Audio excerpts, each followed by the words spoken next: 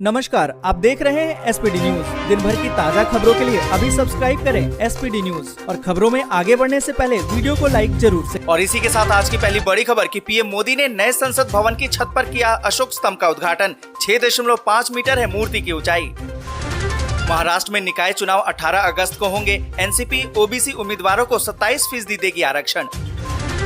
21 जुलाई को ईडी के सामने पेश होंगी Sonia Gandhi. Money laundering case में होगी पूछताछ।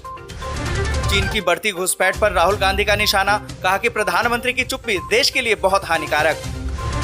गुजरात में भारी बारिश, कई बांध हाई अलर्ट पर। गृह मंत्री और सीएम ने लिया हालात का जायजा। एक वर्ग की जनसंख्या बढ़ने से फैलेगी अराजकता, बढ़ती आबादी पर बोले सीएम योगी। श्रीलंका में 20 जुलाई को चुना जाएगा नया राष्ट्रपति, लेकिन पहले बुधवार तक गोटाबाया को देना होगा इस्तीफा। जापान ने मरणोपरांत पूर्व प्रधानमंत्री शिंजो आबे को दिया देश का सर्वोच्च सम्मान। श्रीलंका की माली हालत पतली, बतौर मदद भारत से भेजे जा रहे हैं जरूरी सामान। अमरनाथ हादसे में पीड़ित परिवारों से मिले सीएम केजरीवाल। 10-10 लाख रुपए की आर्थिक मदद का किया ऐलान। बेंगलुरु जल्द होगा स्ट्रीट डॉग से मुक्त, शेल्टर में लाने की है योजना। कर्नाटक पशुपालन मंत्री ने जारी किया बयान। सुप्रीम कोर्ट ने महाराष्ट्र मामले में सुनवाई टाली, कहा कि विधायकों पर कोई फैसला न ले स्पीकर।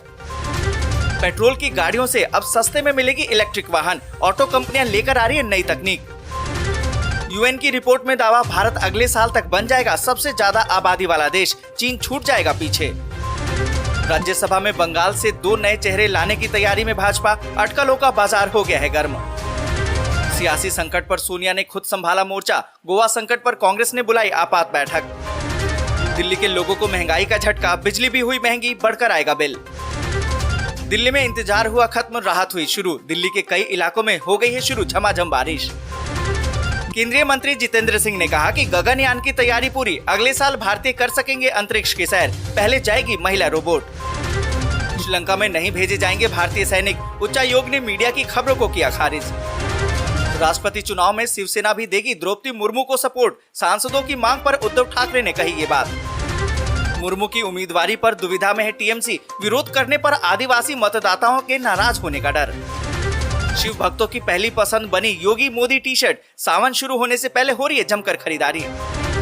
राजस्थान के चुनाव को लेकर भाजपा ने बनाई रणनीति, अमित शाह ने कार्यकर्ताओं को दिया जीत का मंत्र। और इसी के साथ आज की बड़ी खबर की 18 तारीख से दही लस्सी समेत कई चीजों के बढ़ेंगे दाम। जानिए कि क्या होगा महंगा और क्या रहेगा सस्ता। आपको बता दें कि आने वाले कुछ ही दिनों में आपके घर का खर्च बढ़ने वाला है, क्योंकि आपको बता दें कि जीएसटी काउंसिल की जो बैठक हुई उसमें कुछ चीजों पर जीएसटी लगा दिया गया है और कुछ चीजों को इसके दायरे से बाहर किया गया है। जिस पर जीएसटी लगा दी गई है वो महंगी हो जाएगी और जो वस्तुएं जीएसटी से बाहर कर दी गई हैं वो सस्ती हो जाएंगी। रिपोर्ट की माने तो नई दरें 18 जुलाई से लागू होंगी, इसलिए 18 जुलाई से टेट्रा पैक वाले दही लस्सी जैसे खाने पीने की चीजें महंगी हो जाएंगी। इसके साथ ही अस्पताल में इलाज कराना भी महंगा हो जाएगा।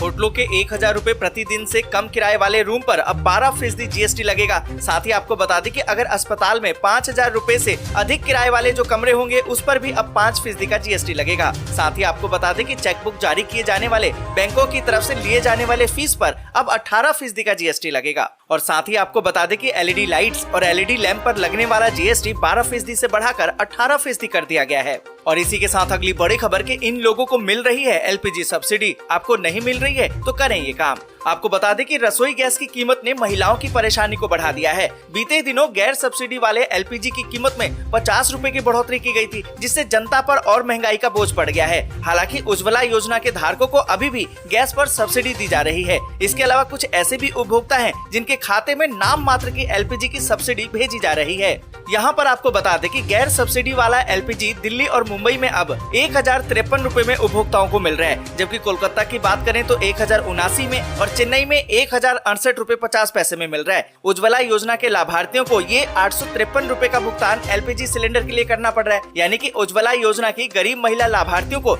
अभी भी केंद्र की मोदी सरकार सब्सिडी दे रही है। और आपको बता दें कि अगर आपको सब्सिडी का पैसा नहीं मिल रहा है तो आप भी टोल फ्री नंबर 1800-2333-555 पर कॉल करके इसकी शिकायत दर्ज करा सकते हैं। और इसी के साथ अगली बड़ी खबर कि नेशनल हेराल्ड मामले में ईडी ने सोनिया गांधी को फिर से भेजा समन, 21 जुलाई को पेश होने को कहा। आपको बता दें कि प्रवर्तन निर्देशालय यानी कि ईडी ने कांग्रेस की अंतरिम अध्यक्ष सोनिया गांधी को फिर से समन किया है। ईडी ने सोनिया गांधी को नेशनल हेराल्ड अखबार से जुड़े मनी लॉन्ड्रिंग मामले में पूछताछ के लिए 21 जुलाई को अपने समक्ष पेश होने को कहा है। इससे पहले सोनिया गांधी ने ईडी से पेश होने के लिए कुछ और दिनों की मोहलत मांगी थी। और इसी के साथ अगली बड़ी खबर कि दिल्ली के लोगों को महंगाई का झटका, बिजली भी हुई महंगी, अब बढ़कर आएगा बिल। आपको बता दें कि देश की राजधानी दिल्ली के 2 करोड़ लोगों को महंगाई का अब एक और झटका लगा है। जहां एक तरफ राजधानी की जनता पहले से ही पेट्रोल, डीजल और सीएनजी और घरेलू गैस सिलेंडर के बढ़े हुए दामों से परेशान थी, तो इस बीच अब दिल्ली में बिजली की कीमतों में भी इजाफा कर दिया गया है और ये बढ़ोतरी 10 जून से लागू भी की गई है।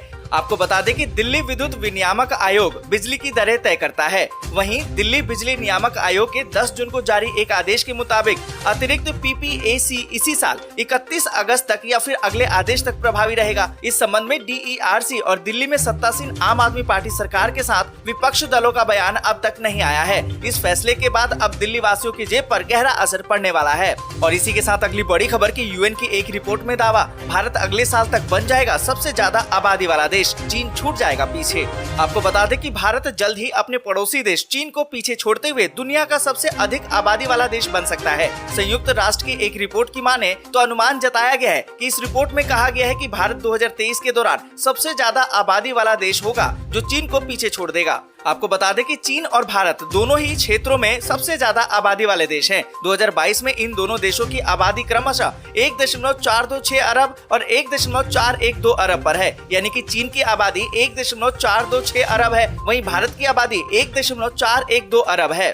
और इसी के साथ अगली बड़ी खबर के अमरनाथ हादसे में पीड़ित परिवारों से मिले सीएम केजरीवाल, 10-10 लाख रुपए की आर्थिक मदद का किया ऐलान। आपको बता दें कि दिल्ली के मुख्यमंत्री अरविंद केजरीवाल ने जम्मू कश्मीर में अमरनाथ गुफा के पास बादल फटने के बाद अचानक जो बाढ़ आई और उसमें जान गंवाने वाले राष्ट्रीय राजधानी की 2 महिला तीर्थयात्रियों के परिजनों के लिए सोमवार को 10-10 लाख रुपए की आर्थिक मदद की घोषणा की है।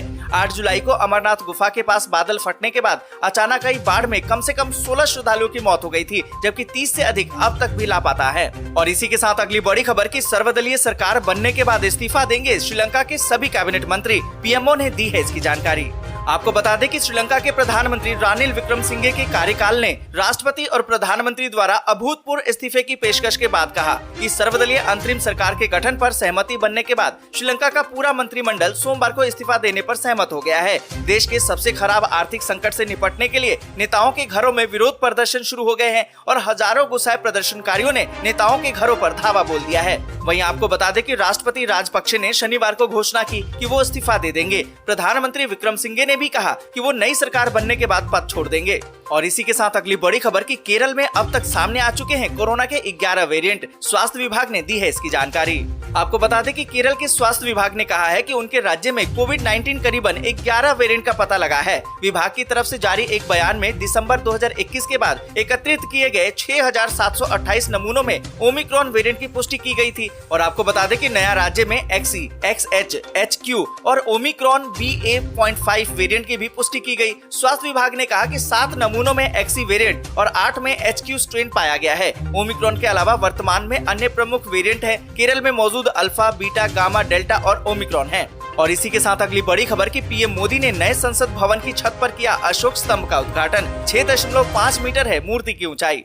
आपको बता दें कि देश के निर्माणाधीन नए संसद भवन पर सोमवार सुबह ही प्रधानमंत्री नरेंद्र मोदी ने भारत के राष्ट्रीय चिन्ह अशोक स्तंभ का उद्घाटन किया। खबरों के अनुसार ये प्रतिमा कांस्य धातु की बनी है और इसकी ऊंचाई 6.5 मीटर है। अनावरण के बाद वहां निर्माण कार्यों में लगे कामगारों के साथ पीएम मोदी ने बातचीत भी की। और इसी के साथ अगली बड़ी खबर की खुशखबरी, यूपी के सरकारी कर्मचारियों के महंगाई भत्ते की फाइल सीएम योगी के पास पहुंची, अब जल्द लगेगी मुहर। आपको बता दें कि उत्तर प्रदेश के 16 लाख राज्य कर्मचारियों, शिक्षकों और शिक्षणेतर कर्मचारियों के लिए बड़ी खुशखबरी है। अगस्त महीने से 3% की बढ़ी हुई महंगाई दर यानी कि डीए पर नकद भुगतान होने की उम्मीद जगी है।